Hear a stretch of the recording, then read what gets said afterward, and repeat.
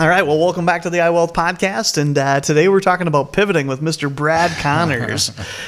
There's a moment where the financial advising thing becomes very difficult, right? I don't know what to do here, or this has a lot of complexity to it. What is that moment where people show up on your doorstep and they go, it's too much? Yeah. Well, it might not be the doorstep, but it's the text or it's the phone call saying, I need help. I know you through a friend of a friend. Hook me up and help me out. Yeah, that's super interesting, Matt, because there are periods of time where you just have a 401k and you just started your first job where you might not need a full-fledged financial advisor, right? Sure.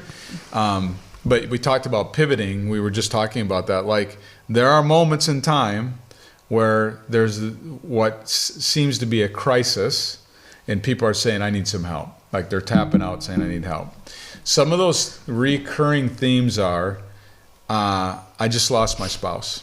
Yep. So it's a death of a loved one. Or mom and dad died, and now I'm inheriting $1 million. How do I handle this? Yeah. Not just from an investment standpoint, but longevity standpoint, also taxes, how do I handle that kind of thing? So it's loss of life. So your spouse dies or your relatives die that give you money and there's a change of life. Another one, unfortunately, is divorce. Yep. I'll have people on the doorstep saying, I'm getting a divorce. How am I going to make it? Yep. Or how do I think about this? And of course, they need a good lawyer and things like that, or need to get things settled out. But once they're on the other side of that, how do I manage these funds or money that, I got this 401k that used to be my husband's. What about the taxes on that? How does that work? How does that play out? Yeah. So a lot of times it's death, it's inheritance, or it's a divorce. Those are three major things that people pivot and say, hey, I need some help. And the other one I would say is all of a sudden they have a realization that, hey, retirement's coming and I don't want to be broke. I don't want to be broke, or I haven't saved enough, or have I saved enough?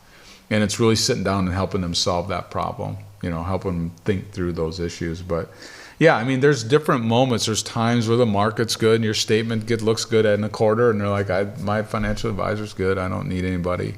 And then the market goes down 20% and they're like, hey, I need to talk to somebody. I need to know what's going on here. So that's another spot where people pivot and say, hey, I need my advisor. Yeah. I always tell, the iWealth team, I preach to them all the time, like, we make our money, we're worth our value when the markets are not good or somebody's in a crisis.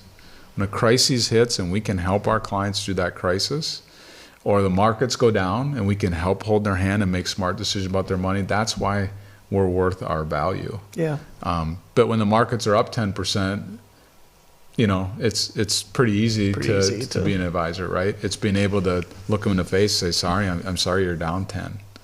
Let's talk about what this means to you and how this affects that retirement plan and things like that. That's why people have an advisor.